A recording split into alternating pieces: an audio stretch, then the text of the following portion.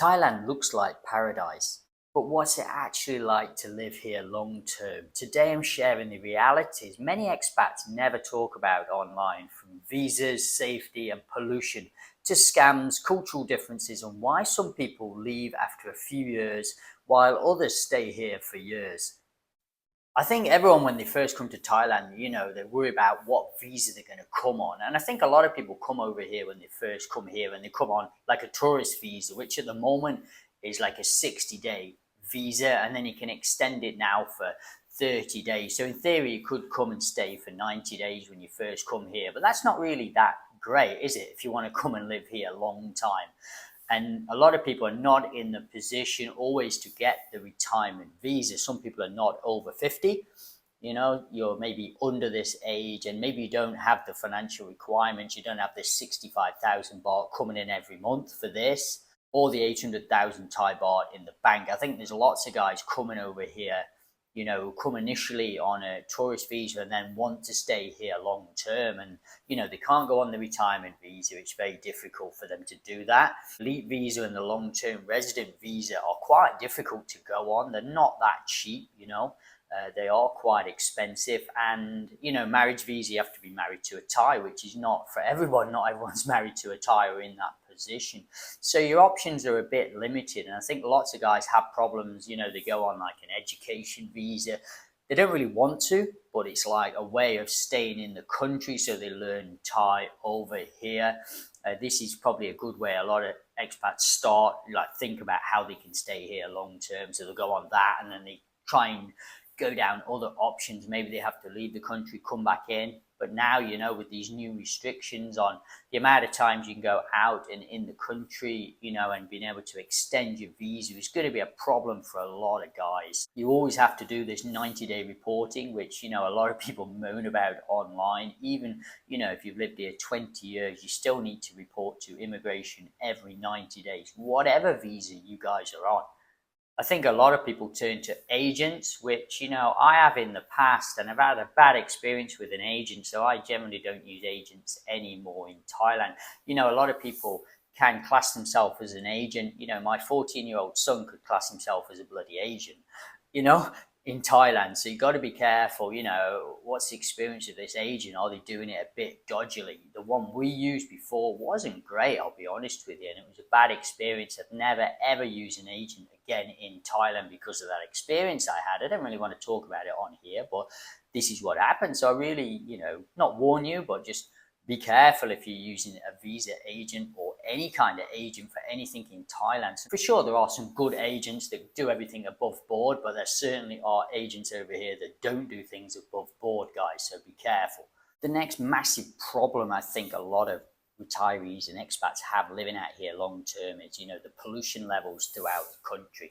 And it's not something that's talked about that much. I think in recent years it's starting to be talked about a bit more, but there is a big problem with pollution, especially in the north of Thailand.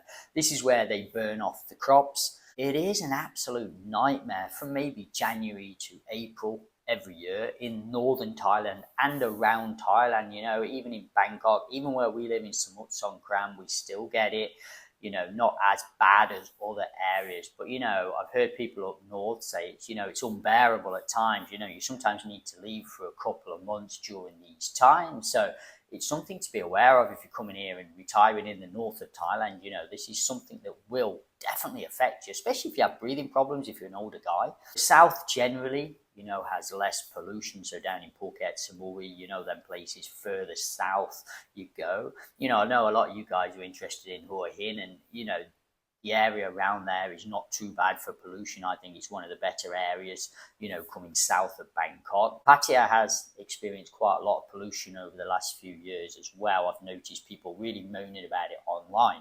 Another massive reality of living over here, a lot of kids, in the culture over here is everyone drives motorbikes, scooters, from a very early age without licenses, 12, 13 years old. It's quite normal in the countryside to drive around on scooters. A lot of people haven't got licenses over here. Even in the countryside, a lot of people haven't got car licenses. So people generally are not, I would say, being polite, they're not the best of drivers because they really haven't had the chance to learn properly over here. So, you do have to expect the unexpected when you're driving on the roads in Thailand. I mean, I've been driving over in Thailand on motorbikes and in a car for over 15 years now. And I can honestly say, yes, you need to learn how to drive in Thailand. It's okay driving in England or America, but over here it is very, very different. You need to look out for things that you will not expect. Motorbikes coming on the inside towards you, motorbikes on the pavement, cars driving down the wrong side of the road. Yes, I've seen it, heading straight towards me. Flooding obviously is a massive one, and just people driving quite recklessly. People do drive very fast over here. People don't always obey the speed limits. I think this happens throughout the world, but people do it more in Thailand, I think. So there's a lot of accidents because there's a lot of speeding. Generally, Thailand is a very safe country, but there are things that you'll see that will surprise you probably. I think the main one is the electric cables everywhere, especially in some of the cities. I mean, the electric cables, they look crazy, just huge bundles of cables, and you think, oh my God, what's going on here? And it doesn't look very safe. Is it safe? I don't know. I'm not an electrician, but I know in the UK and America and Australia, they don't look like this. So it is a little bit something you have to get used to seeing. And is it dangerous or not? I don't really know, but it doesn't look great, and I think having a lot of cables hanging down is not great for safety sometimes. Another thing is like potholes on the road in certain parts of Thailand, and pavements and that for walking along can be a bit, sometimes not that great. And also the food carts down the side of the road, which are great for when you want to eat, but sometimes when you want to walk about, it can be bloody annoying sometimes because you have to go around them and they block the whole pavement. You end up having to walk onto the road sometimes. So this is something else. Another reality is, the dual pricing in Thailand. I know this really annoys a lot of foreigners. Even if you've been here 20 years, you do sometimes get a foreign price and then a Thai price. I think this does happen in a lot of areas around the world. It's not just exclusive to Thailand. I have heard people say in different countries around the world that this happens. For me personally, it is a bit annoying, I must admit. National parks is probably the one where you'll see it the most. There is a foreigner price and a normal price, Thai price. So it is massively different. It is like, for example, at Erawan National Park, which is a lovely, beautiful national park. But, when I went there, it's 400 baht for me. And I think it's 50 baht for my wife, 30 baht for my kids each, or something like this. That is a massive difference. I think the main thing when you live in here full time is the national parks, because I like to go and visit national parks a lot in Thailand, and that kind of irritates me a bit because I have to pay that kind of price. I think you have to accept, if you live over here for a long, long time, you're never really going to be classed as a Thai person. And I think that's something you have to get used to if you're going to live over here long term. I have actually, I've got a kid out in Thailand who's half Thai and half English. And I know now that he'll always be probably seen as a flank because he looks Western. And that's something that he'll have to deal with growing up here. I mean, hopefully he'll have a big advantage because he is a, native Thai speaker, native English speaker. He's going to be completely bilingual, which will really help him into society. And obviously he'll be able to have a Thai ID card. But I think he'll always, when people meet him, he'll be seen as a foreigner, even in 20, 30, 40 years. I don't think that will ever change. And that's something that he's going to have to deal with living over here. So that's the reality of having maybe a kid out here. And for me, obviously, I'm always looked at as a foreigner over here, even if I speak fluent Thai. Because look at me, I look like a foreigner. So, I'm never going to be seen like a Thai person. Even if I had dual nationality, it would be the same. I think the cost of living over in Thailand can be very cheap if you adapt your lifestyle to a Thai person when you live over here. And I think a lot of Westerners who come over here don't do that. Are you willing to adapt and, live a completely Thai lifestyle out here? If you can save yourself a lot of money and you can live on a hell of a lot less than 65,000 baht a month. But I think for a lot of people coming here at retirement age like you guys are, I think it's hard to live fully Thai. You spent 50 years living like a Westerner. To suddenly expect you to change 100% to Thai, I think is not doable for most people in the world. I think that's very hard to do. Yes, change 50%. Okay, yes, for sure. But to change all of your personality, of your Western values, of what your lifestyle you had, I think no, that's not going to happen for most of you guys.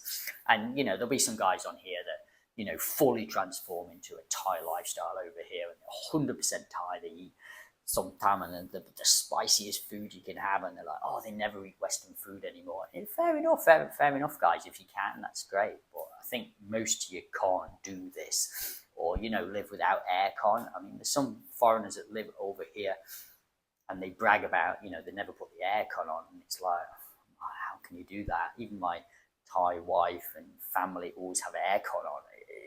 Even some Thais still have aircon on. I think the heat is an absolute nightmare at times, and a nightmare on wearing things out. Like, for example, the heat absolutely destroys the batteries on cars. That's for one example. And the tires, wear down a lot quicker because it's so hot. I mean, my battery on the new truck only lasted 16 months.